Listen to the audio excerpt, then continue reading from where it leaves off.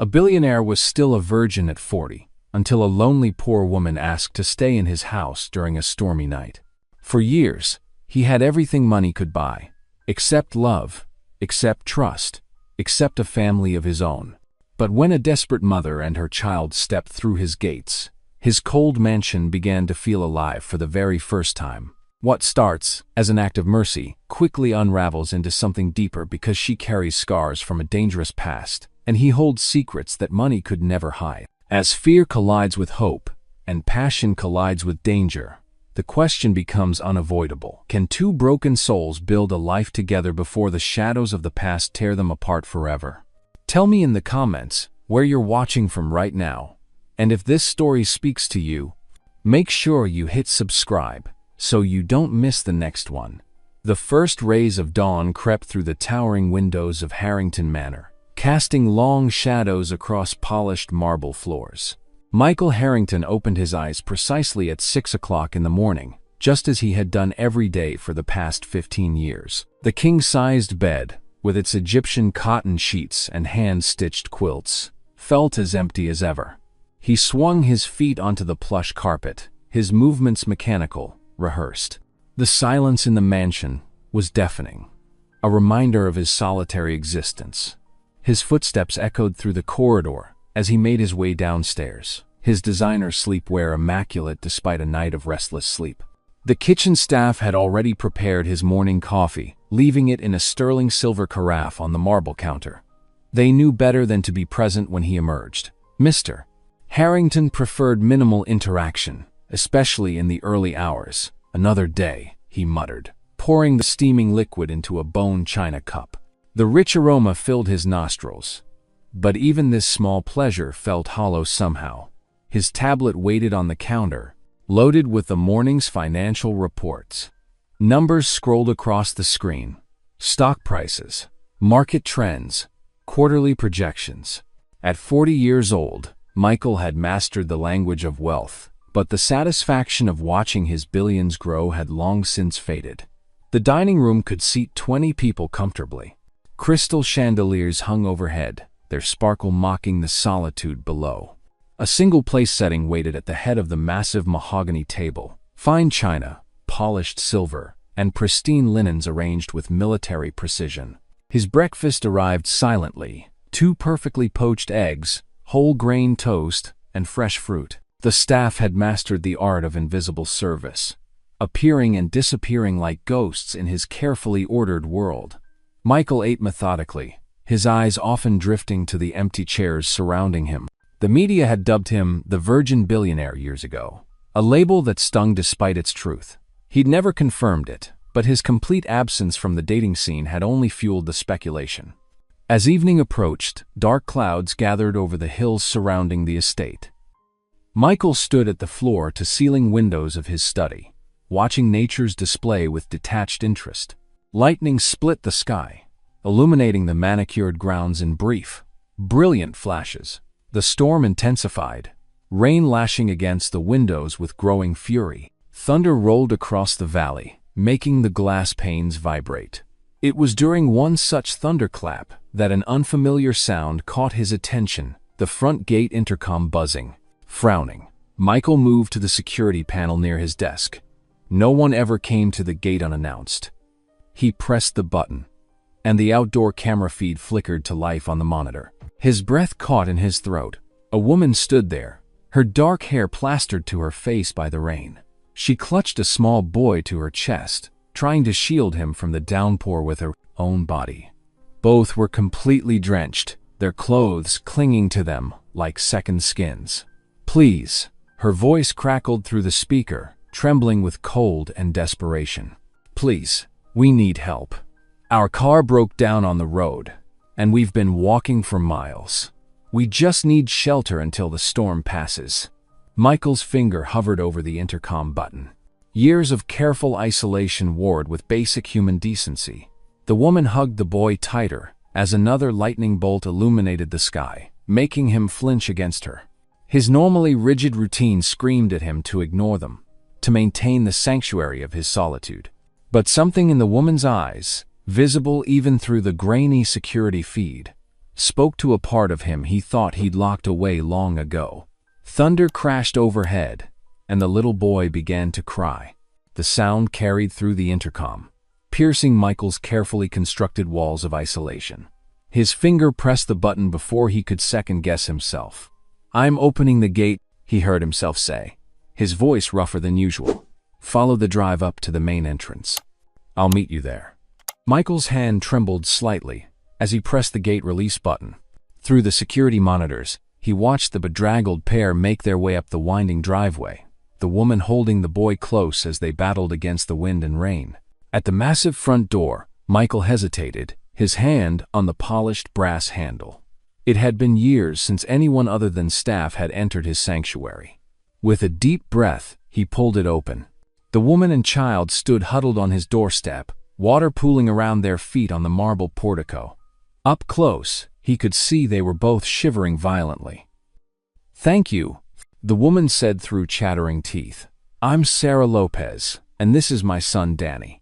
"Michael Harrington," he replied stiffly, stepping back to let them in. "Wait here, please." He returned moments later with an armful of fluffy white towels, holding them out awkwardly. His staff usually handled situations requiring hospitality. Sarah accepted them gratefully, immediately wrapping one around Danny before seeing to herself. "The dining room is this way," Michael said, more to break the uncomfortable silence than anything else. "I'll have the kitchen prepare something hot."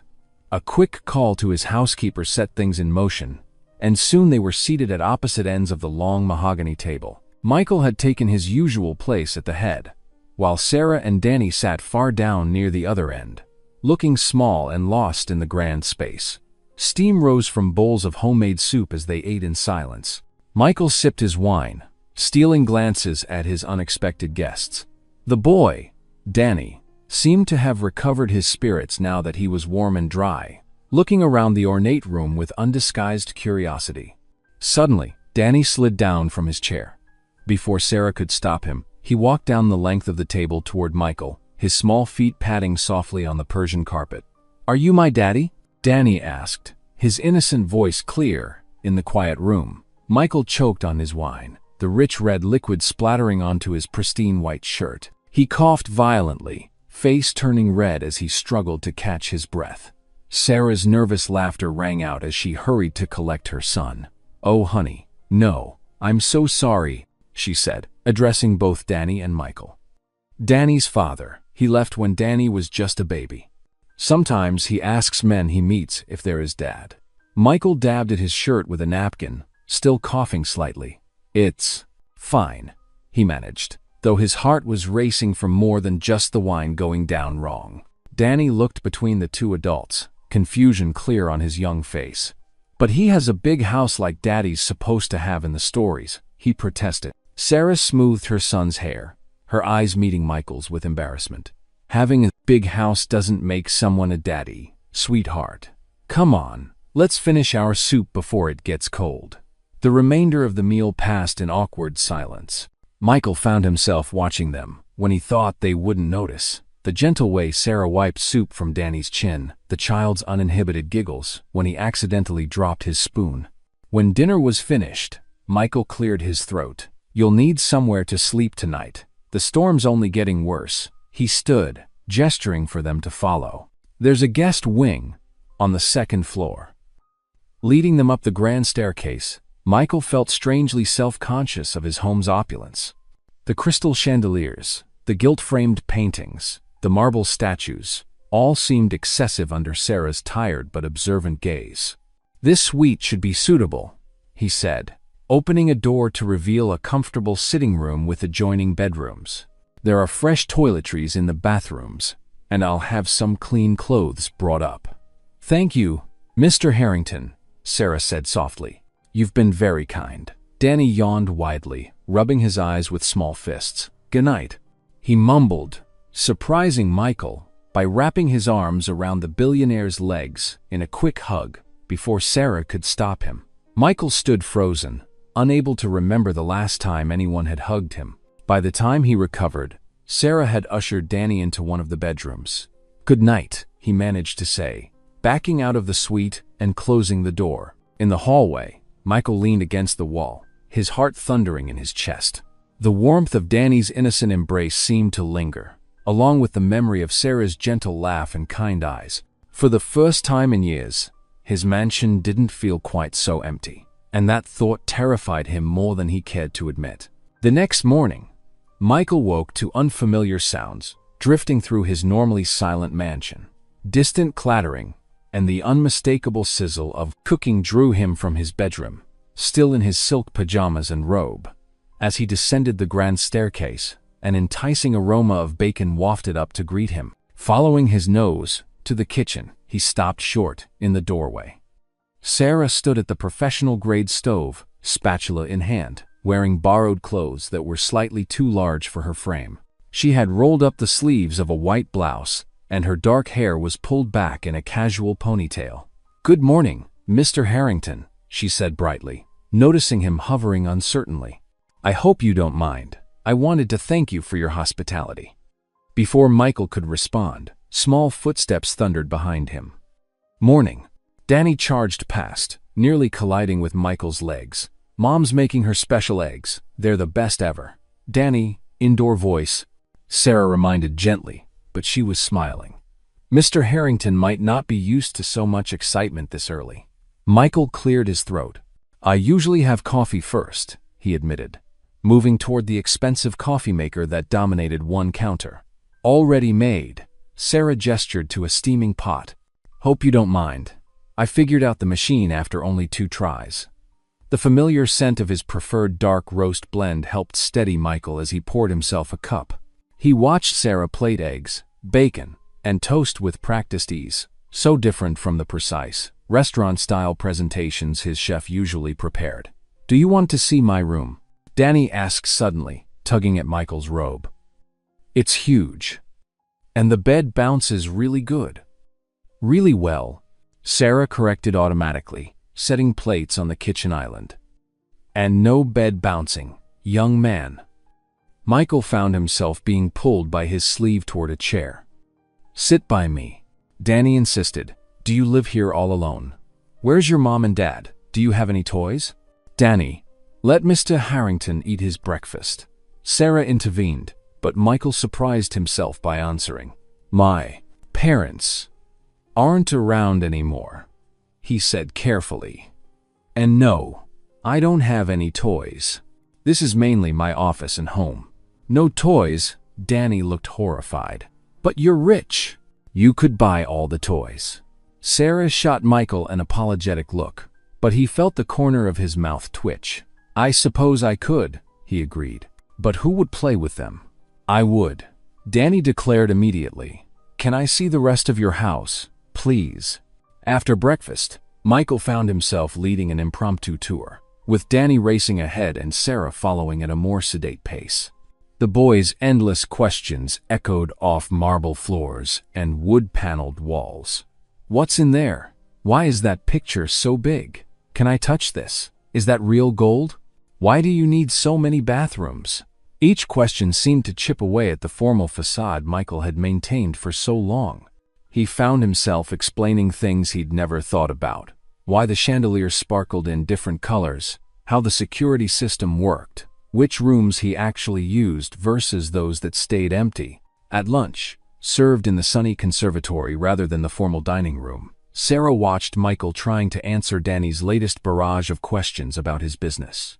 "You're not used to casual conversation, are you?" she observed gently, a hint of teasing in her voice. Michael stiffened slightly.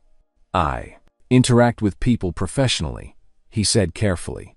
"But not personally?" Sarah's eyes were kind, not judgmental. "It's okay, you know. Some people find it harder than others." Maybe it was the warmth in her voice, or the way sunlight filtered through the glass ceiling, making everything seem softer, more approachable. Whatever the reason, Michael found himself speaking. "The media calls me the virgin billionaire," he said quietly, while Danny was distracted by watching birds outside. "They think it's a joke or an act, but..."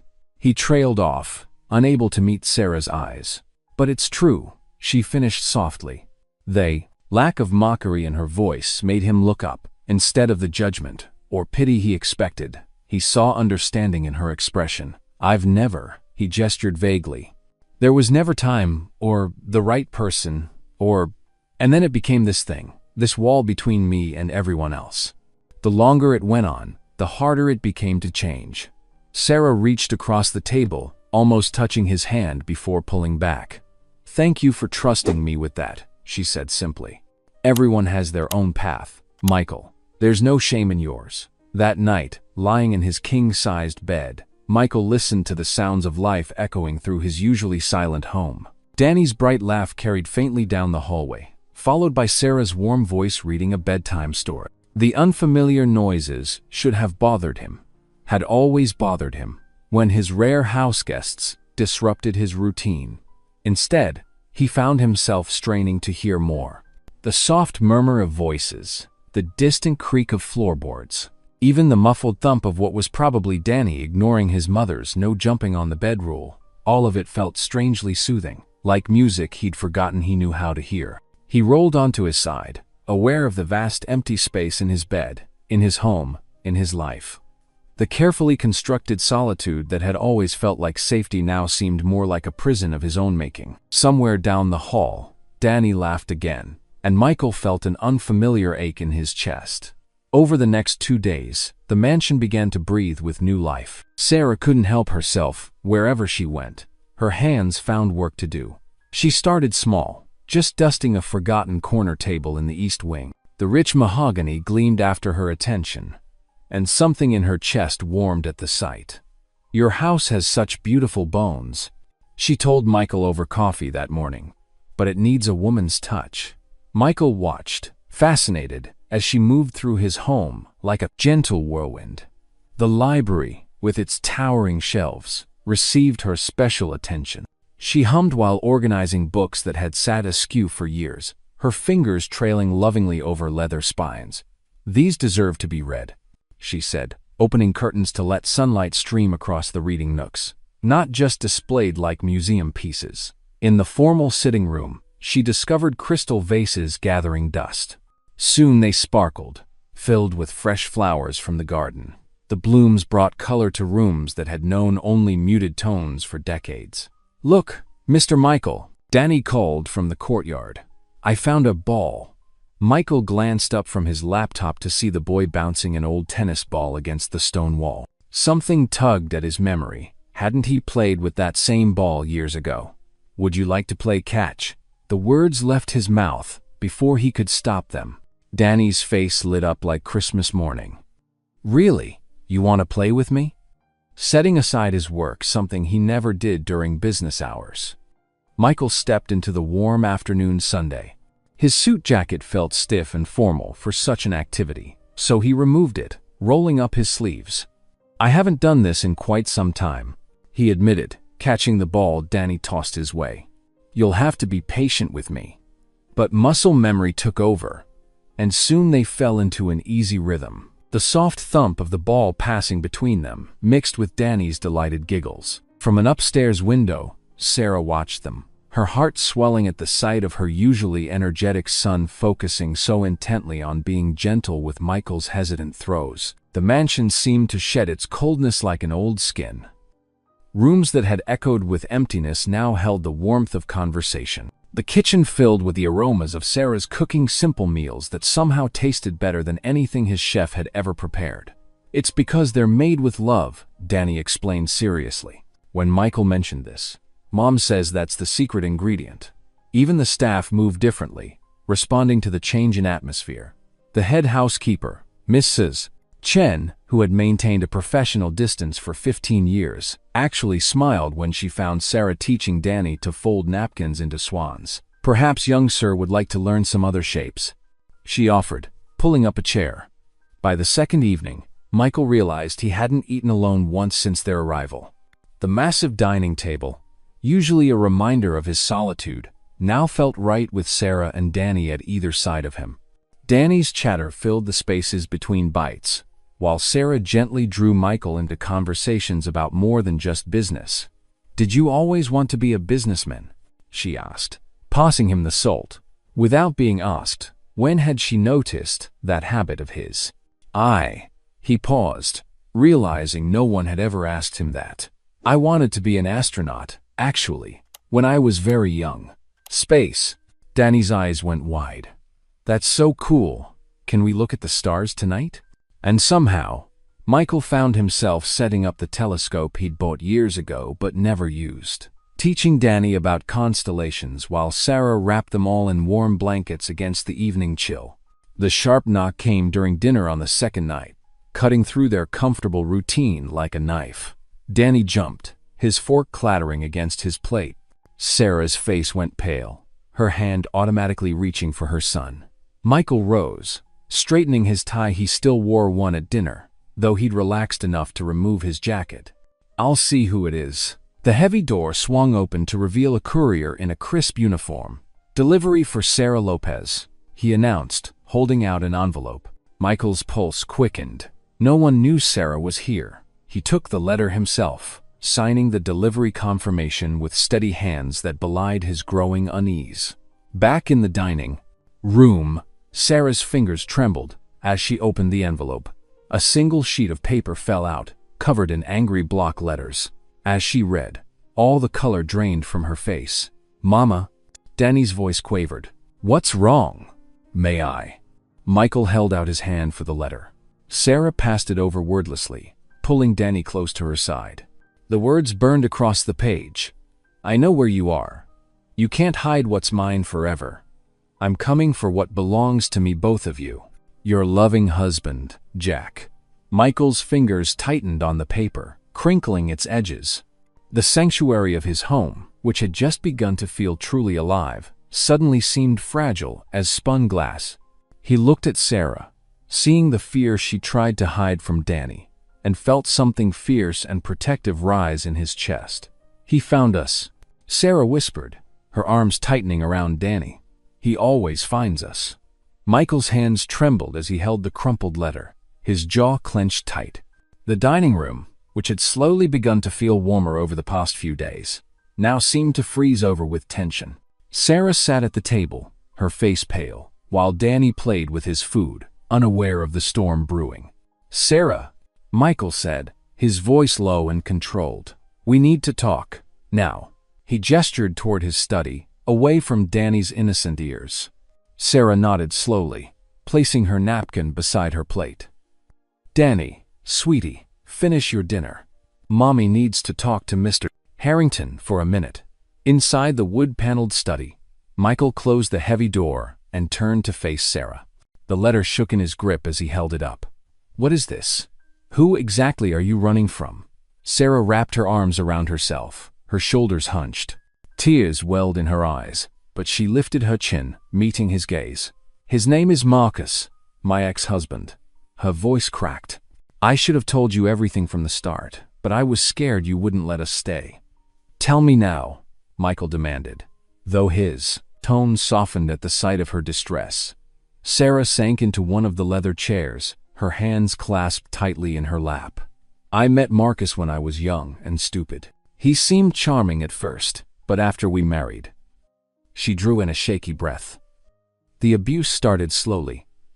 A push here, a slap there, always with apologies and promises to change.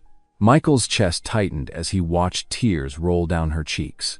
He handed her his handkerchief, a simple white square with his initials embroidered in the corner. Thank you, she whispered, dabbing at her eyes. When I got pregnant with Danny, I thought things would get better. Instead, they got worse. Marcus has connections with some dangerous people. I'd hear conversations late at night about things that made my skin crawl. Drugs, weapons, threats. Michael leaned against his desk, his mind racing. His peaceful sanctuary had become entangled in something dark and dangerous. Part of him wanted to ask them to leave, to return to his safe, predictable isolation. But when he thought of Danny's innocent smile, and Sarah's gentle presence that had begun to warm his cold mansion, his heart ached. The final straw came when Danny was 5. Sarah continued, her voice stronger now. Marcus came home drunk, angry about some deal gone wrong. He grabbed Danny by the arm so hard it left bruises. Her eyes flashed with maternal fury. No one touches my son. That night, I packed what I could carry. took the money I'd been secretly saving, and we ran. How long have you been running? Michael asked quietly. 6 months. Sarah twisted the handkerchief in her hands. We've stayed in shelters, cheap motels, friends' couches, but he always finds us. He has friends everywhere, people who owe him favors. That's why we were out in the storm that night. We had to leave our last hiding place in a hurry. Michael pushed away from the desk and began pacing, his footsteps heavy on the hardwood floor. His life had been carefully constructed to avoid exactly this kind of chaos. No attachments meant no complications, no risk, no pain. But now, a soft knock at the study door interrupted his thoughts. Danny poked his head in, holding a broken toy car. "Mr. Michael, can you help me fix it?" The wheel fell off. Michael stared at the little boy, his innocent face full of trust. In that moment, images flashed through his mind. Danny running through the halls, his laughter echoing off the walls. Sarah's warm smile as she arranged flowers in the library. The way his house had started to feel like a home for the first time in decades. "Come here, buddy," Michael said softly, kneeling down to examine the toy car. Sarah watched, her breath held, as Michael carefully snapped the wheel back into place. Danny's face lit up with joy. "Thank you." Danny threw his arms around Michael's neck in a quick hug before running back out to play. Michael stood slowly, his decision crystallizing. He turned to Sarah, his expression resolute. "You're not running anymore. Both of you will stay here, where I can protect you." Sarah's eyes widened. "Michael, no. Marcus is dangerous. I can't let you risk." "I have resources," Michael interrupted. "Security systems, lawyers, connections of my own. Let him try to come here." His voice hardened with determination. "This is your home now. Both of you." Fresh tears spilled down Sarah's cheeks, but these were different. Tears of relief, of gratitude.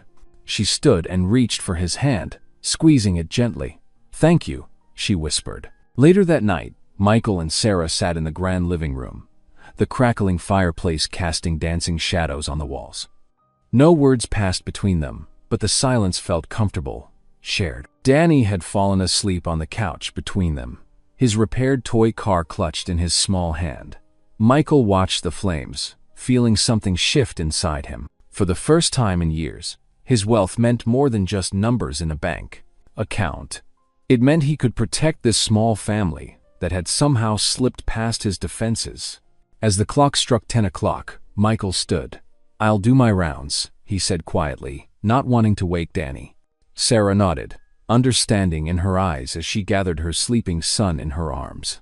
Michael walked through his mansion, checking every lock personally. He tested the front door, then the back, making sure the security system was armed. At each window, he pulled the curtains tight, scanning the darkness beyond. For the first time since he'd inherited this house, he wasn't just going through motions, he was standing guard. At the final door, Michael's hand lingered on the lock. The sound of the bolt sliding into place echoed through the quiet hallway, a sound of commitment, of protection, of change. The mansion's atmosphere shifted subtly with each passing day, like winter melting into spring. Michael found himself making phone calls he never thought he'd make, hiring additional staff members with military backgrounds. To anyone asking, he simply mentioned upgrading security protocols. But his watchful eyes told a different story. "We'll need 2 more at the south gate," he instructed his head of security, speaking in hushed tones in his study. "And make sure they're experienced. Background checks, triple verification." His fingers drummed against the polished desk, a new nervous habit he'd developed since that warning letter arrived. In the library, where afternoon sunlight streamed through tall windows, Michael discovered an unexpected joy in teaching Danny. The boy sat cross-legged on a plush leather chair, his small face scrunched in concentration as Michael explained the basics of chess. "So the knight moves in an L shape?" Danny asked, holding up the carved piece, examining it from all angles. "That's right," Michael replied, his usual stern expression softening. 2 squares forward and 1 to the side, or 1 square forward and 2 to the side. Danny's face lit up when he successfully moved the piece. "Like this?" "Exactly." Michael felt an unfamiliar warmth in his chest. You're catching on quickly. Their lessons expanded beyond chess. Michael found himself explaining simple mathematics, watching with growing pride as Danny grasped new concepts. The boy's enthusiasm was infectious, his questions endless but never annoying. During one of their afternoon sessions, Sarah stood in the doorway, watching silently. Michael looked up to find her eyes glistening with tears. "Is everything all right?" he asked, concern creasing his forehead. Sarah wiped her eyes quickly, smiling. "More than all right. I haven't seen him this happy in years. He's thriving here." She paused, her voice softening. "Thank you, Michael, for everything." The dining room, once a monument to solitude, transformed each evening into a warm gathering place. The long table that had seemed so imposing now felt just right as they sat together, sharing meals and stories. Danny's laughter echoed off the high ceilings, and even Michael found himself chuckling at the boy's animated tales about his day's adventures. And then, Danny exclaimed one evening, gesturing with his fork, "I found this huge butterfly in the garden. It was blue and black and everything." "A morpho butterfly," Michael offered, surprising himself with the knowledge. "They're quite rare in these parts." Sarah raised an eyebrow, impressed. "Is there anything you don't know about?" Michael felt his cheeks warm slightly. "Many things. Like how to properly respond to compliments, apparently." Their shared laughter filled the room, and Michael marveled at how natural it felt now. The silence that had once defined his existence seemed distant, like a half-forgotten dream. But peace, as Michael well knew, could be fragile. Late one night, as he made his final rounds of the property, a new habit he'd developed, something caught his eye. Through the ornate gates, a car sat idling on the street, its headlights off. The vehicle was ordinary enough to blend in, but Michael had spent years reading threats in the margins of life. He stood at his office window, watching. Minutes ticked by, and still, the car remained. His hand tightened on the curtain as a familiar tension crept up his spine. The seed of fear planted itself deep in his chest, taking root among his growing feelings for Sarah and Danny. He debated whether to tell Sarah about the car. Looking down the hallway toward her room, where a soft light still glowed under the door, he decided against it. She had finally started sleeping through the night, no longer jumping at every shadow. Danny was flourishing in their makeshift routine. Michael wouldn't disturb their hard-won peace, not yet. Instead, he made another call to his security team, his voice low but firm. "I want the cameras upgraded. Full perimeter coverage, night vision, everything. And I need it done yesterday." As he hung up, Michael caught his reflection in the window, the worried crease between his brows, the tightness around his mouth. The man staring back at him looked different from the isolated billionaire of just weeks ago. This man had something to lose, something to protect. The car eventually pulled away, leaving only questions in its wake. Michael stayed at the window longer than necessary, his thoughts churning like storm clouds. The mansion had become more than a shelter for Sarah and Danny. It had become a home. And Michael realized, with both clarity and concern, that he would do whatever it took to keep it that way. That night, sleep eluded him. He sat in his study, monitoring the security feeds, watching the empty street where the car had been. The chess set from his afternoon lesson with Danny still lay on the side table, pieces arranged mid-game. Looking at it, Michael felt the weight of responsibility settle more firmly on his shoulders. He wasn't just protecting two people who had sought refuge in his home. He was protecting the first real family he'd known in decades. The morning sun painted golden streaks across the mansion's marble floors as Michael adjusted his tie for the fifth time. His reflection in the hallway mirror showed a man both excited and terrified. He hadn't ventured into town for a casual outing in years, preferring the safety of his isolated routines. "Are we really going to town?" Danny's voice echoed through the corridor as he bounded down the stairs, his small feet creating a cheerful rhythm. "Can we get ice cream?" Michael's lips twitched into an almost smile. "We'll see." Sarah appeared behind Danny, wearing a simple blue dress that made her eyes sparkle. "Someone's excited," she said, ruffling her son's hair. "Thank you for doing this, Michael. We've been cooped up here for days." The drive into town felt different with company. Usually, Michael only left the mansion for business meetings, but today, the familiar road seemed brighter. Danny pressed his face against the window, pointing at every interesting sight, while Sarah hummed softly to the radio. The small diner, Lucy's Place, sat on the corner of Main Street, its red checkered curtains and chrome trim a throwback to simpler times. As they walked in, the bell above the door announced their arrival, and the usual morning chatter died down. Michael felt dozens of eyes turn toward them. "Did you see that? Is that Michael Harrington? With a woman and child?" The whispers weren't exactly subtle. Michael's shoulders tensed, but Sarah's gentle touch on his arm made him relax slightly. "Let's sit by the window," she suggested, leading them to a booth. Danny slid in first, followed by Sarah, while Michael took the seat across from them. Lucy herself, a woman who had owned the diner for 30 years, approached their table with 3 menus and wide eyes. "Mr. Harrington, what a surprise.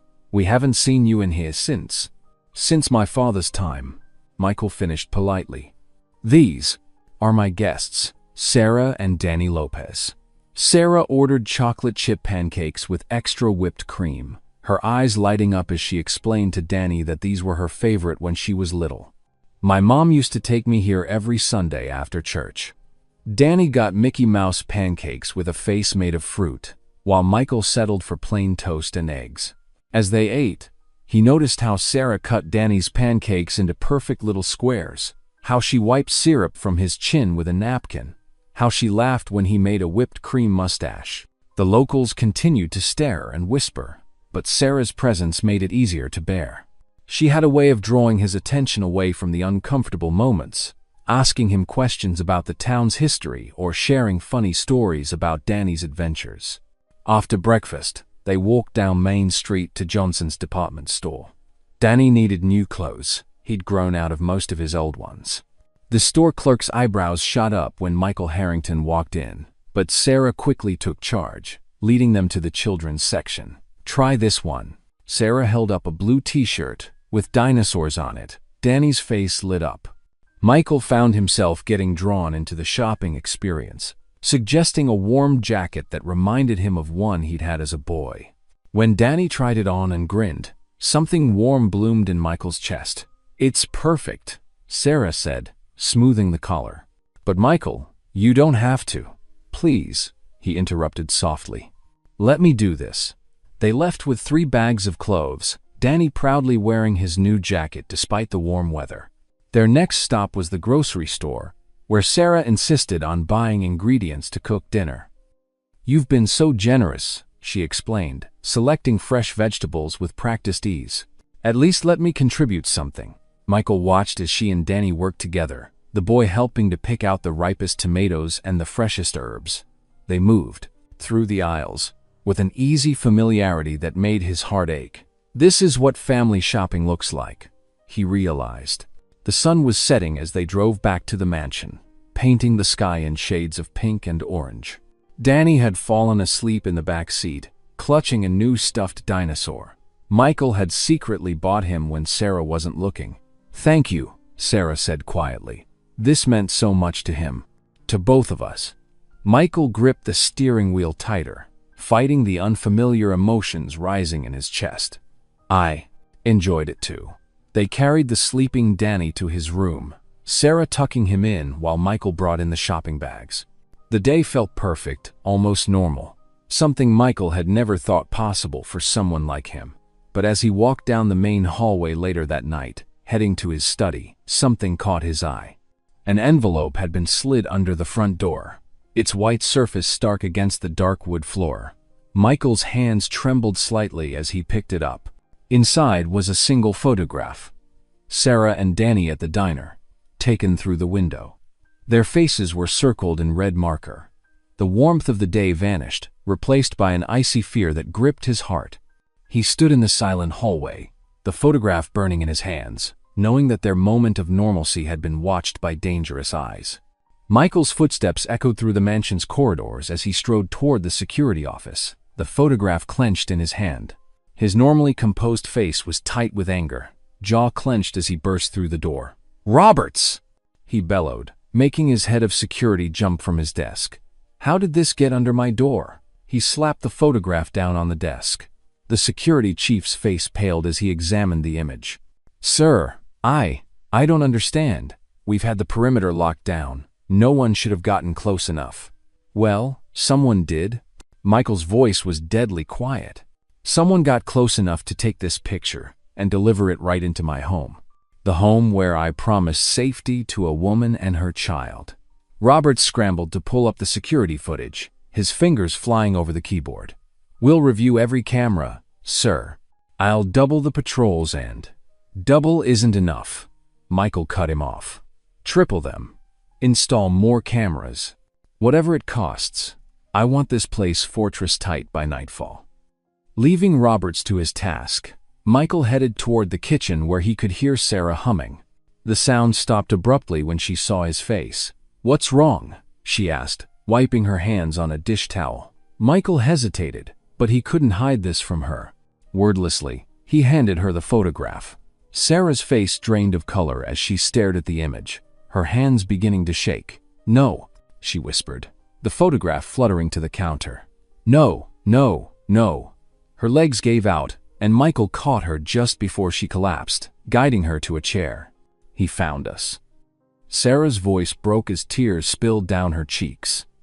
"Jack found us. He's going to take Danny. He's going to hurt us again." Michael knelt beside her chair, taking her trembling hands in his. "Sarah, look at me," he said firmly. "I won't let that happen. Do you understand? You're under my protection now." "You don't know Jack," she choked out. "He has connections, dangerous people who— and I have resources he can't imagine." Michael interrupted. "Money, security, influence. I promise you, Sarah, you and Danny are safe here." She looked into his eyes, searching for truth, and found steel there. This wasn't the awkward, isolated man they'd first met. This was someone who would move mountains to keep his word. Sarah took a shaky breath, squeezing his hands. I need to do something, to keep busy, to not think about." She stood suddenly, wiping her eyes. "I'm going to cook, a real feast. Will you help me?" Michael blinked, surprised by the request, but nodded. "Of course. Though I should warn you, I've never cooked anything in my life." A small smile crossed Sarah's face. "Then it's time you learned." For the next few hours, the kitchen became their sanctuary. Sarah taught Michael how to chop vegetables. "Not so fast, you'll lose a finger." The sesh showed him how to measure ingredients. "That's too much salt." And guided his hands as he learned to knead dough. "You have to be gentle but firm, like this." Danny wandered in, drawn by the sounds and smells, and soon joined them. Sarah put him in charge of stirring, his little face serious with concentration as he perched on a stool. The fear didn't disappear, but it receded as they worked together. Sarah made her grandmother's secret recipe chicken, teaching Michael and Danny the special spice blend. They prepared fresh bread, roasted vegetables, and a chocolate cake that Danny insisted on decorating himself. By the time they sat down to dinner, the table was loaded with food, and the kitchen was a disaster zone of flour and dirty dishes. But Sarah was smiling again, and Michael found himself relaxing as they passed dishes around. "This is the best dinner ever," Danny announced, his face smeared with chocolate frosting. He looked at Michael with bright eyes. "Can we do this every night? Can you be my dad forever?" Sarah choked on her water. "Danny, we can't just—" But Michael had gone very still, his fork frozen halfway to his mouth. Something warm and overwhelming was rising in his chest, making his vision blur. He set his fork down carefully, aware of a wetness on his cheeks. "Michael?" Sarah's voice was soft, concerned. "Are you okay?" He tried to speak, but couldn't find words. All his life, he'd built walls to keep people out, convinced that loneliness was safer than risking his heart. But this little boy had crashed through those walls without even trying. And now— "I'm sorry," Danny said in a small voice, misunderstanding Michael's tears. "I didn't mean to make you sad." Michael shook his head quickly, finding his voice. "You didn't make me sad, Danny. Not at all. I'm just very happy." "Really?" Danny's face lit up. "So you will be my dad?" Sarah started to intervene, but Michael met her eyes across the table. In that moment, looking at her and Danny, he saw everything he'd never dared to want: a family, love, belonging. The thought should have terrified him, but instead, it filled him with a certainty he'd never known. He wiped his eyes, smiling at Danny. "That's something your mom and I would need to talk about. But I want you to know that you and your mom mean very much to me." Danny seemed satisfied with this answer, returning to his cake with enthusiasm. Under the table, Sarah's foot touched Michael's briefly, a small gesture of understanding and something more. As they finished dinner, Michael watched Sarah laughing at Danny's chocolate-covered face and made a decision. Tonight, after Danny was in bed, he would tell Sarah everything: how she'd brought light into his dark mansion, how her strength amazed him, how Danny's innocent love had changed his heart. He would tell her that he wanted to be more than just their protector. He would tell her that, for the first time in his life, he was ready to risk everything for love. The morning sun cast long shadows across Michael's bedroom as he stood before his mirror, adjusting his tie for the fourth time. His hands trembled slightly, something that hadn't happened since his first major business presentation 20 years ago. But this was different. This wasn't about money or power. This was about his heart. He had spent hours rehearsing what to say, but every practiced speech felt hollow compared to the depth of his feelings. Running his fingers through his perfectly combed hair, he let out a frustrated sigh. The mirror reflected back a man he barely recognized anymore. Someone with hope in his eyes instead of cold calculation. Downstairs, he found Sarah in the kitchen, humming while she packed Danny's lunch for the day. The boy was still upstairs getting dressed. Michael cleared his throat. "Sarah, would you take a walk with me in the gardens this morning, after Danny leaves for his studies with the tutor?" She looked up, surprised by the formality in his voice. "Of course, Michael. Is everything okay?" "Yes. Just something I'd like to discuss." The gardens were Michael's pride, though he rarely visited them himself. Perfectly manicured hedges created intimate pathways between blooming flowers and ornate fountains. As they walked, Sarah's hand brushed against a rose bush. "These are beautiful," she said softly. "I've never seen such perfect roses." Michael stopped walking, his heart thundering in his chest.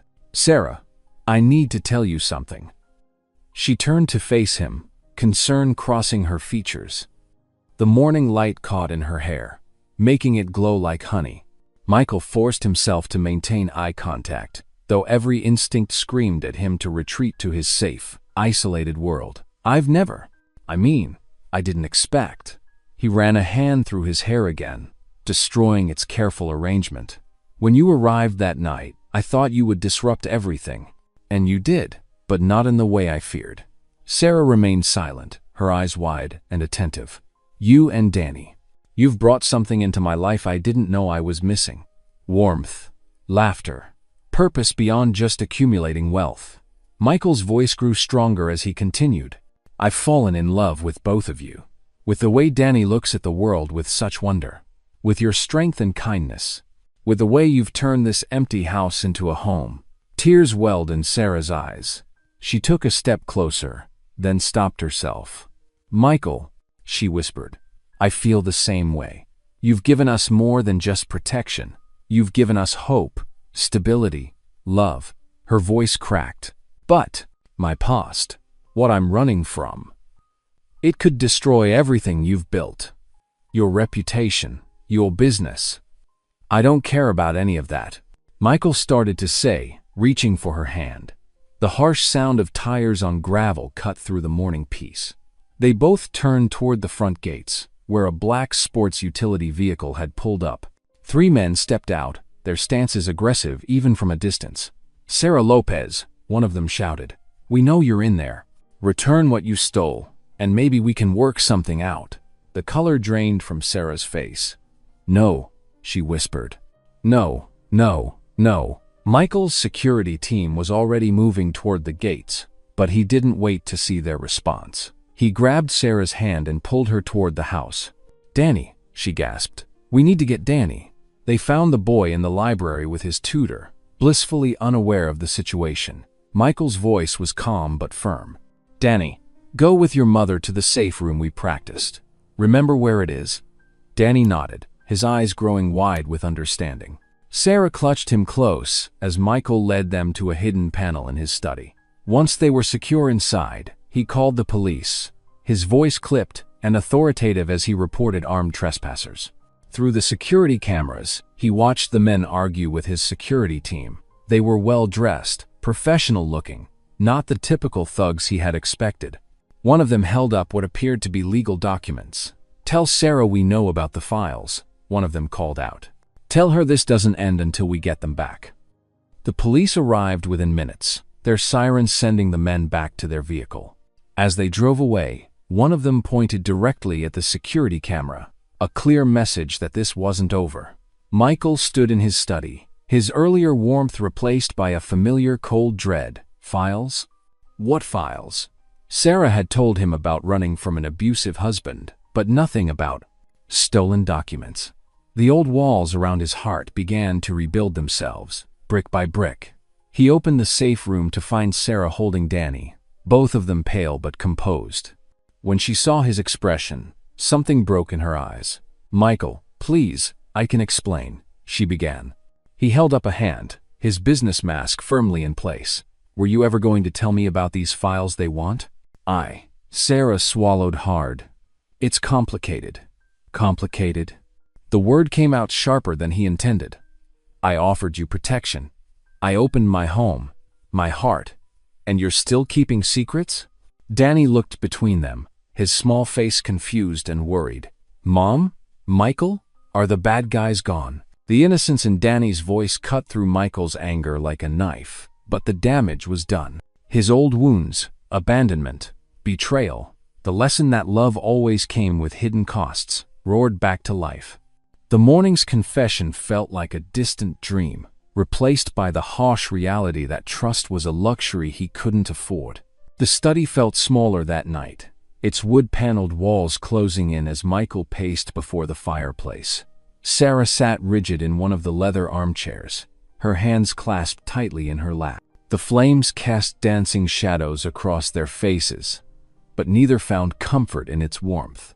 "You need to tell me everything," Michael said, his voice carrying an edge she hadn't heard before. "Those men weren't just making idle threats. They specifically mentioned something you took." Sarah's shoulders tensed. "I didn't steal anything material, Michael. The only thing I took was our freedom, mine and Danny's." "Then why would they phrase it that way?" He stopped pacing, fixing her with a hard stare. "Why would they say you need to return what you stole?" "Because men like my ex-husband see wives and children as possessions." Sarah's voice cracked with emotion. "In his mind, I stole his property when I left. That's all we ever were to him. Things to own and control." Michael ran his fingers through his hair in frustration. "But there has to be more. Professional thugs don't chase someone across states just for leaving a marriage. You don't understand what kind of man he is." Sarah stood up, her eyes glistening. "He's obsessed with control. The fact that I dared to leave, that I took Danny away from him, it's an insult he can't let go. His pride won't allow it." "I want to believe you," Michael said, his tone softening slightly. "But I've spent my entire life building walls to protect myself from exactly this kind of situation. People who aren't completely honest, who bring danger to my door." "I told you everything important from the beginning," Sarah interrupted, wrapping her arms around herself. "I told you about the abuse, about his criminal connections. I warned you that he was dangerous. But did you? Did you really tell me everything?" Michael's voice grew quiet. "Dangerous. Because every day seems to bring new revelations, new threats. First it was letters, then surveillance photos, now armed men at my gate." Sarah sank back into the chair, suddenly looking very tired. "What do you want me to say, Michael? That I'm sorry for putting you in danger?" "I am. That I should have never accepted your help? Maybe you're right." She looked up at him, tears now flowing freely. "But I won't apologize for trying to give my son a better life." The grandfather clock in the corner ticked heavily, marking each second of silence between them. Michael stood by the fireplace, his silhouette dark against the flames, wrestling with his own demons. "I open my heart to you today," he finally said, his voice barely above a whisper. "Do you know how terrifying that was for me? How many years of barriers I had to break down?" "I know," Sarah replied softly. "And I meant what I said in the garden. My feelings for you are real, but not real enough to trust me with the whole truth." Sarah stood again, this time moving toward him. "Michael, please. I'm trusting you with our lives. What more do you want?" He stepped back from her approach, and the hurt in her eyes was immediate and deep. "I want to know that I'm not being used. That this isn't some elaborate scheme to get my money or protection. That I haven't been a fool for believing in this." He gestured between them. "How dare you?" Sarah whispered, her voice trembling with anger and pain. "How dare you reduce what we've shared to something so cynical? Danny adores you." She caught herself, shaking her head. "But you're right about one thing. We can't stay here." Michael's head snapped up. "What?" "I won't burden you with our problems anymore. You've been more than generous, but I can see now that this was a mistake." She moved toward the door. "We'll be gone by morning." "Sarah, wait." Michael reached for her, but she was already walking away, her footsteps echoing down the hallway. He stood alone in the study, the fire dying behind him, as the sound of her footsteps faded away. His chest felt hollow, like something vital had been torn out. Throughout the night, he sat in his darkened bedroom, listening to the quiet sounds of packing from the guest wing. Every soft thump, every muffled voice felt like another nail in the coffin of his dreams of family. As dawn broke over the hills, Michael stood at his bedroom window, watching as Sarah and Danny emerged from the front door. They carried only what they'd brought with them, plus a small bag of necessities. Danny looked up at the mansion, his young face confused and sad, clearly searching for Michael. Sarah took her son's hand, and together they began the long walk down the curved driveway. Michael pressed his hand against the cold glass, paralyzed by the warring impulses in his heart. Part of him screamed to run after them, to fix this, to trust in the warmth and love they'd brought into his life. But the other part, the scared little boy who'd learned early that love meant betrayal, kept him rooted in place. He watched until they disappeared through the gates, becoming small figures on the road beyond. The morning sun painted the sky in brilliant colors, but Michael saw none of it. He turned away from the window, facing his vast, empty bedroom. The silence that had once been his comfort now felt like a physical weight pressing down on him. He walked through the mansion's halls, each step echoing in the stillness. Every corner held a memory. Danny's laughter as they played chess, Sarah's humming in the kitchen, the warmth of family dinners at the long table. Standing in the center of his great room, Michael realized with crushing clarity that his sanctuary had become a mausoleum once again. The walls that had witnessed such joy over the past days now seemed to mock him with their emptiness. Every laugh, every warm moment, every dream of family, all gone, scattered like autumn leaves in a cruel wind. The grandfather clock struck 7, its chimes reverberating through the silent halls. Michael stood alone, surrounded by all his wealth and accomplishments, feeling poorer than he'd ever been in his life. The grandfather clock's chimes echoed through the empty halls, marking 48 hours since Sarah and Danny had walked away. Michael sat at his massive dining table, pushing eggs around his plate with mechanical movements. The staff had returned to their old routines, serving him in silence, their footsteps hesitant, as if walking through a mausoleum rather than a home. He couldn't shake the feeling that the mansion's very walls were mocking him. Every corner held memories now. The kitchen where Sarah's cooking had filled the air with warmth. The living room where Danny's laughter had bounced off the vaulted ceilings. Even his sanctuary, the library, had betrayed him. Michael pushed open the heavy oak doors, and his breath caught in his throat. Danny's toys still lay scattered across the Persian rug. Tiny cars frozen mid-race. A partially completed puzzle showing glimpses of a cartoon dinosaur.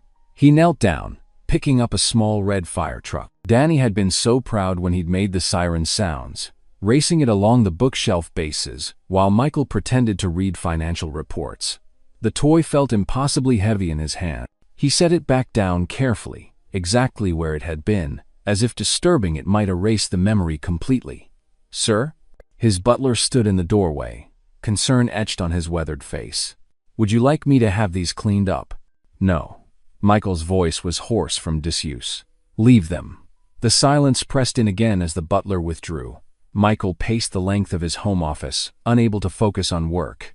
The sky outside darkened to evening, then night, but sleep eluded him. Images of Sarah and Danny sleeping in some cramped motel room, or worse, their car, tormented him. At 3 a.m, he made his decision. Grabbing his keys, he drove his least conspicuous car into the city. The streets were eerily empty, his headlights cutting through a light fog that had settled over everything. The first shelter he visited was closing up for the night. The tired-looking woman at the desk shook her head when he described Sarah and Danny. "Haven't seen anyone matching that description. Try St. Mary's on 4th Street. They take families." St. Mary's led to another dead end, and another. Each no felt like a physical blow. Michael visited every budget motel along the highway, showing Sarah's picture on his phone. Some clerks recognized the desperation in his eyes and took pity, checking their records carefully. Others just shrugged, barely glancing at the image. Hours passed. The sun rose and set again. Michael's perfectly pressed suit grew wrinkled, his usual pristine appearance deteriorating as exhaustion set in. He couldn't remember the last time he'd eaten. It didn't matter. Nothing mattered except finding them. He was about to give up when he spotted them. The small church food pantry was closing for the night, its volunteers loading up the last boxes of donations. Sarah emerged from the heavy wooden doors, one hand clutching a paper bag of groceries, the other firmly holding Danny's small fingers. Even in the harsh fluorescent light of the street lamp, she carried herself with dignity. Michael's heart clenched. She looked tired, bone-tired, but her chin was lifted, her shoulders straight. Danny walked close to her side, his free hand clutching his beloved toy truck. They hadn't seen Michael yet, sitting in his parked car across the street. He watched as they walked to an ancient station wagon parked at the curb. Sarah carefully placed the groceries in the back seat, then helped Danny climb in. The car's paint was faded, its muffler hanging slightly low, but it represented freedom to her. Freedom from abuse, from fear, from depending on anyone else, including him. Through the windshield, he could see Danny settling into his seat, Sarah buckling him in with gentle movements.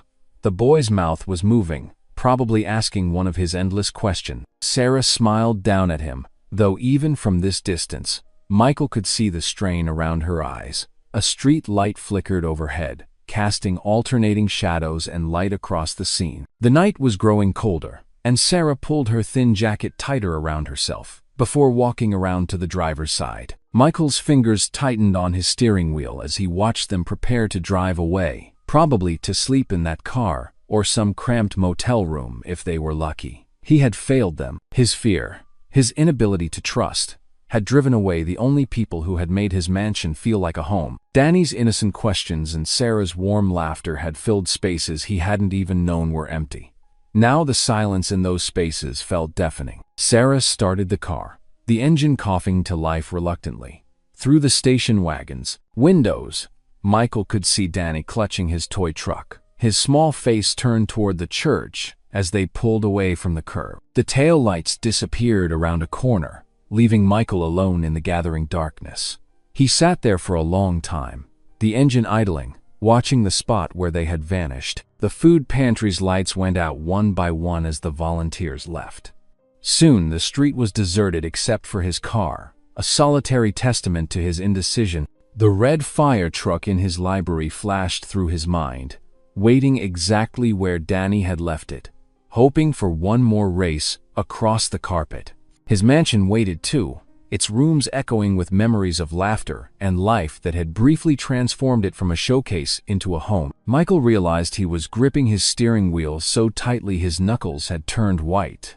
He forced himself to relax his fingers, one by one, as the weight of his choices settled over him like a heavy blanket. Michael's hands trembled on the steering wheel.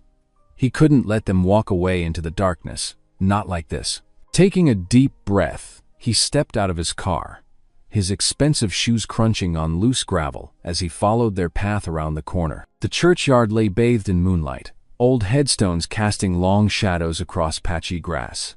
Sarah and Danny had stopped to rest on a wooden bench near the church's side entrance. Danny's head rested against his mother's arm, his eyes heavy with exhaustion. "Sarah," Michael called softly, his voice carrying in the night air. She startled, instinctively pulling Danny closer. When she recognized Michael, her expression shifted from fear to something more complex. Pain, longing, and resignation, all mixed together. "You shouldn't be here," she said, her voice tight. "Please, just go." Michael took a step forward. "I can't. These past 2 days have been torture. The mansion feels like a tomb without you both there. It's better this way," Sarah insisted, though her voice wavered. "You deserve someone without all this baggage, someone who won't bring danger to your doorstep, someone whole." Danny stirred, blinking sleepily. "Michael," he mumbled, hope creeping into his tired voice. The sound of the boy's voice broke something in Michael. His legs gave way, and he fell to his knees on the damp grass, not caring about his $1,000 suit or what anyone might think of a billionaire kneeling in a humble churchyard. "Please listen to me," he pleaded, his carefully constructed walls crumbling completely. "All my wealth, all my possessions, they've given me nothing but empty rooms and hollow victories. But you," his voice cracked, "you and Danny gave me everything. You showed me what it means to laugh, to care, to feel like I belong somewhere. For the first time in my life, I understood what having a family could be." Sarah's eyes glistened with tears. "Michael, I was a coward," he continued, the words pouring out. "I let my fear of being hurt make me doubt you. But I'd rather risk everything, my reputation, my safety, all of it, than go back to that empty life without you both." Danny wiggled free from his mother's grasp and ran to Michael, throwing his small arms around his neck. "I missed you," he whispered. Michael hugged him back fiercely, meeting Sarah's eyes over the boy's shoulder. He could see her resolve wavering, the walls she'd built starting to crack. But before she could respond, harsh headlights suddenly flooded the churchyard. 3 black SUVs pulled up, their engines growling in the quiet night. Car doors slammed, and heavy footsteps approached. "Well, isn't this touching?" A rough voice cut through the darkness. Sarah's ex-husband emerged from the shadows, flanked by 4 burly men, his face twisted into an ugly sneer. "The virgin billionaire, on his knees in the dirt, and my wife, playing house with the rich man." Michael rose slowly, positioning himself in front of Sarah and Danny. "She's not your wife anymore," he said, his voice steady despite his racing heart. "And you're not welcome here." The ex-husband laughed, a cruel sound that echoed off the church walls. "You don't get to decide that, money man. Sarah took something that belongs to me when she ran, and I'm here to collect." He cracked his knuckles menacingly. "Both what she stole and what she owes me." "I didn't steal anything," Sarah cried out. "I only took what was mine, my freedom, my son's safety." "Lying bitch," her ex snarled, taking a step forward. Michael held his ground. "Don't come any closer," he warned, reaching slowly into his pocket where his phone was already connected to emergency services, recording everything. The first punch came fast, catching Michael in the jaw. He staggered but didn't fall, years of boxing training kicking in. He blocked the second blow and landed one of his own, sending Sarah's ex stumbling backward. The other men surged forward. Michael fought desperately, using every skill he had to keep them away from Sarah and Danny. A fist caught him in the ribs, another split his lip, but he refused to yield. Sarah pulled Danny behind a stone monument, shielding him with her body.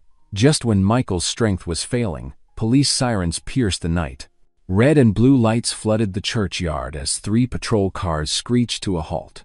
Officers poured out, weapons drawn. "Police! Everyone on the ground, now!" Sarah's ex and his men tried to run but were quickly surrounded. The sound of handcuffs clicking shut filled the air as officers took control of the scene. Sarah burst out from behind the monument. Danny clutched tight against her. She ran to Michael, who was leaning heavily against a nearby headstone, his face bloody but his eyes fierce with protection. "Oh God, Michael," she sobbed, touching his bruised face with trembling fingers. "You're hurt." He caught her hand, pressing it to his cheek, despite the pain. "I'm okay," he assured her. "You're safe.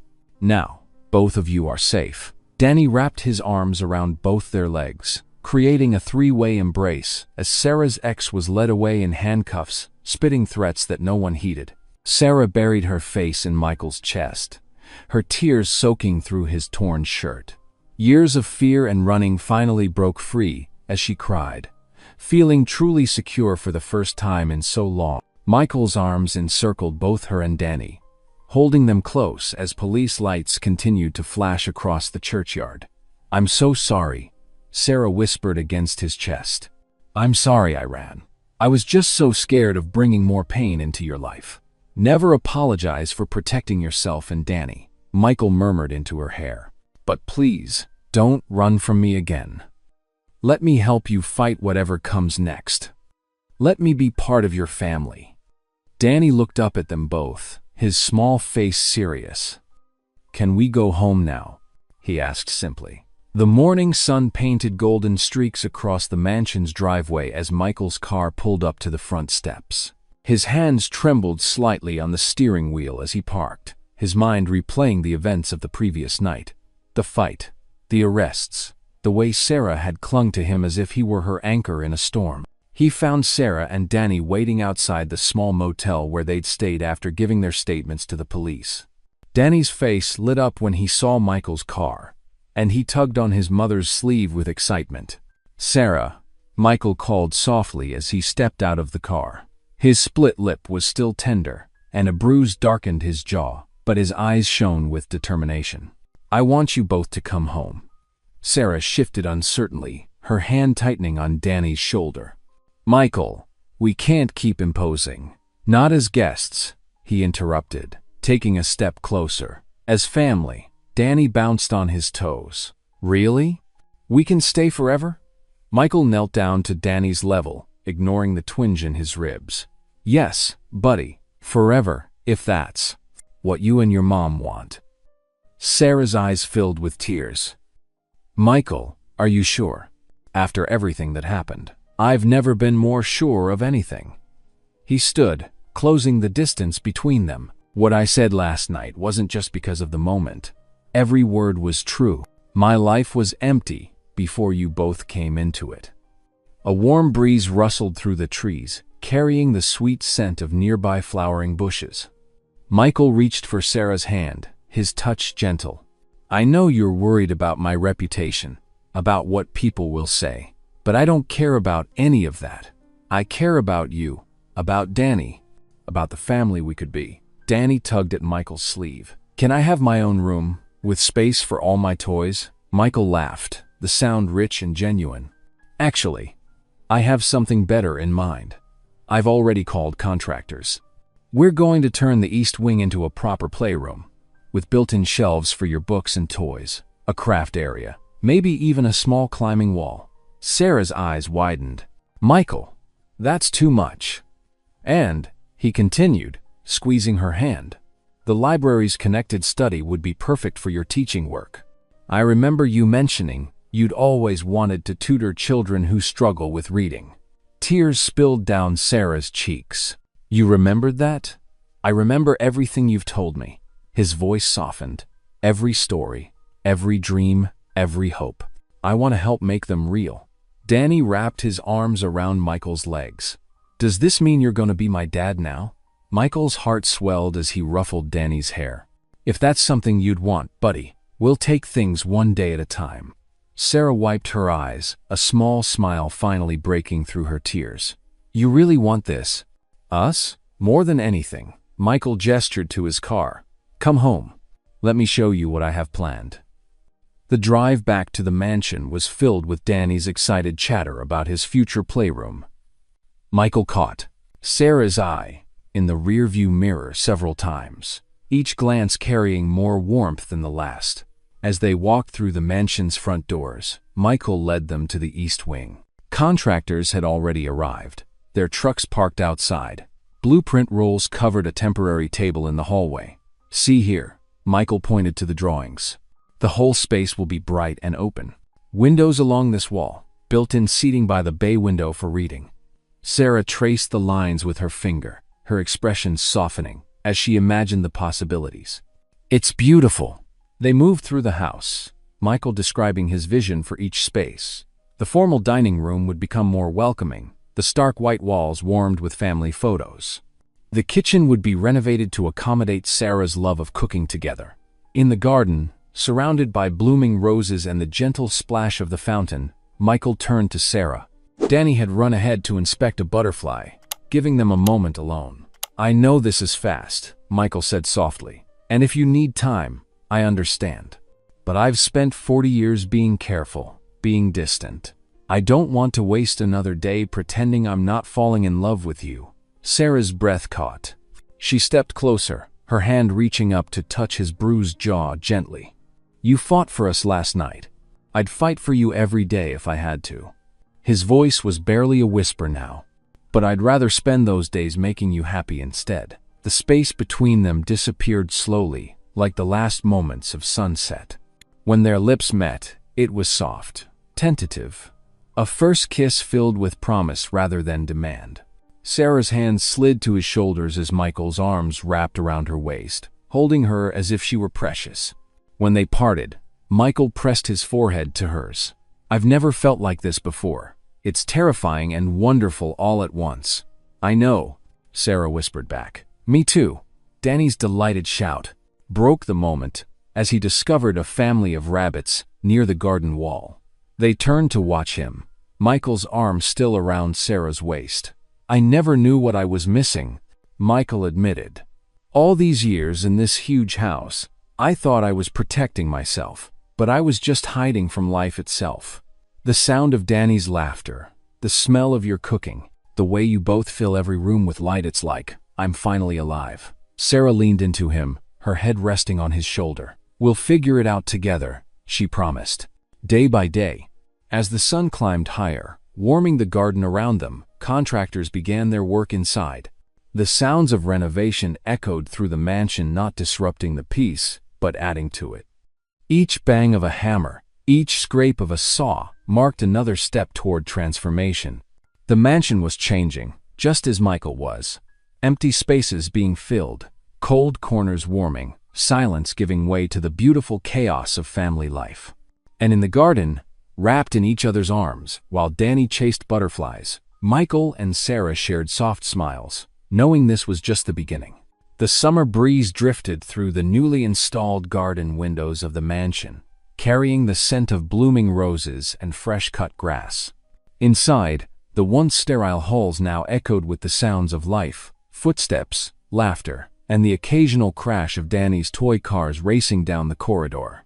Michael sat at his desk, reviewing blueprints for a new building project. But unlike the cold office towers and luxury developments that had built his fortune, this one made his heart swell with purpose. The Sarah Lopez Community Shelter would stand as a beacon of hope for those seeking refuge, just as Sarah and Danny had that stormy night months ago. What do you think about adding a children's playroom here? He asked Sarah, who was curled up on the leather sofa nearby. Textbooks spread around her as she studied for her teaching certification. She looked up, pushing her reading glasses onto her head. That would be perfect. I remember how hard it was keeping Danny occupied when we were. Her voice trailed off, but Michael understood. Those dark days of running and hiding were behind them now. Then it's settled, he said, making a note on the plans. We'll make it bright, welcoming. A place where kids can feel safe while their parents get back on their feet. Sarah set aside her textbook and crossed the room to stand behind him, wrapping her arms around his shoulders. You're amazing, you know that. Michael leaned back into her embrace, still marveling at how natural such affection had become. I'm just trying to give back. That night you came to my gate. You gave me so much more than I gave you. Their quiet moment was interrupted by the thundering of small feet. Danny burst into the study, wearing his school backpack like a superhero cape. Mom, Dad, we're gonna be late for the science fair. Michael's heart skipped at the word Dad, a title Danny had started using naturally over the past months, each time filling Michael with a joy he never knew possible. He glanced at his watch and jumped up. Can't have that, buddy. Your volcano awaits." The drive to Danny's elementary school was filled with excited chatter about papier-mâché mountains and red food coloring for lava. Michael caught Sarah's eye in the rearview mirror, sharing a silent smile at their son's enthusiasm. Their son, the thought still amazed him. The school gymnasium buzzed with activity, packed with proud parents and nervous students standing beside their projects. Danny led them to his display, carefully arranged on a folding table decorated with construction paper flames. "And here's where the baking soda goes," Danny explained to a cluster of classmates, his voice confident as he demonstrated his volcano's eruption mechanism. "My dad helped me get the measurements exactly right." Michael felt his throat tighten at those words. He remembered spending evenings in the kitchen with Danny, measuring ingredients, testing different combinations until they achieved the perfect lava flow. Simple moments that meant everything. Mr. and Mrs. Harrington, a teacher, approached, smiling warmly. Neither Michael nor Sarah corrected her assumption. "Danny's project is quite impressive. He's been telling everyone how his dad is a mathematical genius who helped him calculate the precise chemical ratios." Michael choked up, unable to speak for a moment. Sarah squeezed his hand, understanding the depth of emotion behind his silence. This was so far from his old life of boardrooms and billion-dollar deals, yet it felt infinitely more valuable. Later that evening, after Danny had gone to bed, but not before Michael read 2 chapters of Harry Potter, their nightly ritual, Sarah found Michael standing in the doorway of Danny's room, watching the boys sleep. "He's so proud to call you his dad," she whispered, joining him in the doorway. Michael wiped at his eyes. "I never knew. I spent so many years chasing success, thinking that was what would make me happy. But this, being someone's father, being part of a family, it's everything." They walked hand in hand to their bedroom, passing walls now adorned with family photos and Danny's artwork. The mansion had transformed just as much as its owner, warming from a showcase of wealth into a true home. Sarah paused by a framed newspaper article announcing the groundbreaking of the community shelter. "You've changed so many lives, Michael, not just ours." He pulled her close, kissing her forehead. "You changed mine first. The virgin billionaire died the night you knocked on my gate. Now I'm just dad, and that title means more than any other I've ever held." Sarah laughed softly. "Well, Just Dad has a parent-teacher conference tomorrow at 10 o'clock. So we should probably get some sleep." Michael grinned, following her into their room. As they settled into bed, he marveled at how naturally this life had come to feel. His calendar was now filled with school events, soccer practices, and family dinners instead of just business meetings. His desk held crayon drawings, alongside financial reports. Every morning, he woke to the sounds of Danny getting ready for school, Sarah brewing coffee in the kitchen, and the 100 other small noises that meant he was no longer alone. The silence that had once defined his existence was replaced by the beautiful chaos of family life. As he drifted off to sleep, Michael thought about the community shelter rising from its foundations across town. Soon it would offer other families the same chance at a new beginning that Sarah and Danny had found at his gate that stormy night. The thought filled him with a deep sense of purpose, not as a billionaire or businessman, but as a husband, a father, and a man who had finally learned the true meaning of success. The mansion that had once echoed with emptiness now overflowed with love, laughter, and the countless small moments that made up a family's life together. Michael Harrington, the man who had everything but lived with nothing, had finally found what money could never buy: the joy of being someone's dad. The small church glowed with warmth on a perfect autumn morning. Sunlight streamed through stained glass windows, casting rainbow patterns across wooden pews adorned with simple white ribbons and wildflowers. This wasn't the grand society wedding people might have expected from Michael Harrington, billionaire. Instead, it was intimate and heartfelt, filled with the people who had become their true family. The mansion staff, who had watched their employer transform from a solitary figure into a loving father, occupied the front rows. Mrs. Chen, the housekeeper, dabbed at her eyes with a handkerchief. Next to her sat Tom, the groundskeeper who had taught Danny how to plant sunflowers. Neighbors who had witnessed their Story Unfold filled other pews, along with Sarah's fellow teaching students and the volunteers from the new shelter. Michael stood at the altar, his usually perfect posture betraying a nervous energy. His designer suit was flawless, but his eyes kept darting to the church entrance, waiting. The pastor, a kind-faced man who had counseled them through their engagement, gave him a reassuring smile. The soft notes of a piano filled the chapel. Everyone turned as Danny appeared in his little tuxedo, carefully carrying a silk pillow with 2 golden rings. His face beamed with importance as he concentrated on each step, just as they'd practiced. Michael's heart swelled at the sight of his soon-to-be official son. Then Sarah appeared in the doorway, and Michael forgot how to breathe. She wore a simple ivory dress that caught the light like morning frost. Her dark hair was crowned with tiny white flowers, and her eyes shone with joy as she began her walk down the aisle. She carried a bouquet of wildflowers, the same kind that now brightened the mansion's once sterile halls. Michael remembered the first time he saw her, drenched and desperate at his gate. Now she moved toward him with confidence and love, her smile holding all the warmth that had melted his frozen heart. Danny bounced excitedly at the altar, barely containing himself as Sarah approached. When she reached them, he wrapped his arms around both their legs in an impromptu hug that made the congregation chuckle softly. "Dearly beloved," the pastor began, his voice gentle but carrying to every corner of the church. "We are gathered here today to witness not just the union of 2 hearts, but the blessing of a family brought together by God's grace." Michael's hands trembled slightly as he took Sarah's in his. The pastor spoke of love's patience, its kindness, its ability to transform lives. But Michael could hardly focus on the words, lost in Sarah's eyes and the miracle of this moment. When it came time for the vows, Michael's voice grew strong and clear, though thick with emotion. "Sarah," he began, "I spent years building walls around my heart, thinking I was protecting myself. But you and Danny showed me that real strength comes from letting love in. I promise to cherish you both, to protect our family, and to thank God every day for the storm that brought you to my door." Tears spilled down Sarah's cheeks as she spoke her vows. "Michael, you offered us shelter when we had nowhere else to go. But you gave us so much more. You gave us a home, hope, and your heart. I promise to love you, support you, and remind you every day that you are not just Danny's father, but my soul's perfect match." Danny presented the rings with solemn ceremony, though he couldn't suppress his proud grin. As Michael slipped the band onto Sarah's finger, his own hand steady now, he marveled at how this simple circle of gold meant more than all his wealth ever had. "By the power vested in me," the pastor proclaimed, "I now pronounce you husband and wife. You may kiss the bride."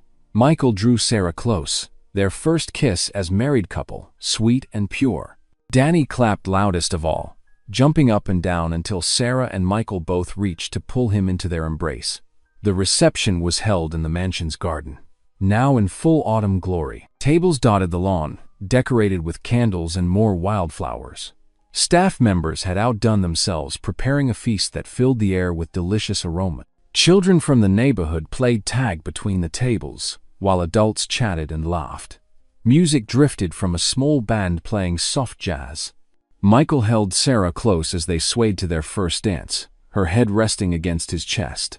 "I never thought I'd have this," he whispered into her hair. "Have what?" she asked, looking up at him. "Everything," he answered simply. "A wife who sees past all my walls, a son who taught me how to play again, a home filled with laughter instead of echoes." Danny cut in on their dance, insisting on showing them a new move he'd learned. Soon, other couples joined them on the makeshift dance floor, the celebration flowing as naturally as the golden afternoon light. As evening approached, lanterns twinkled to life in the garden trees. The music switched to hymns, Sarah's favorite, and voices raised in joyful praise. The mansion's windows glowed warmly, no longer a cold fortress but a beacon of welcome. Michael stood slightly apart, watching Sarah teach Danny a clumsy waltz, their laughter carrying across the garden. The setting sun painted the sky in brilliant oranges and pinks, a divine blessing on this perfect day. He closed his eyes briefly, offering a silent prayer of gratitude for the storm that had changed everything. "Ready to cut the cake?" Sarah called, breaking into his thoughts. She held out her hand, Danny bouncing beside her. Michael joined them, his family, his heart complete at last. Together, they cut the first slice of wedding cake, Danny helping with the knife, all three hands joined together. Just like that first night at his gate, but now transformed. No longer strangers seeking shelter, but a family bound by love, faith, and the grace of new beginnings. Thanks for spending a moment here with me. If this story touched you, let's keep this connection going. Hit subscribe, and I'll see you in the next one.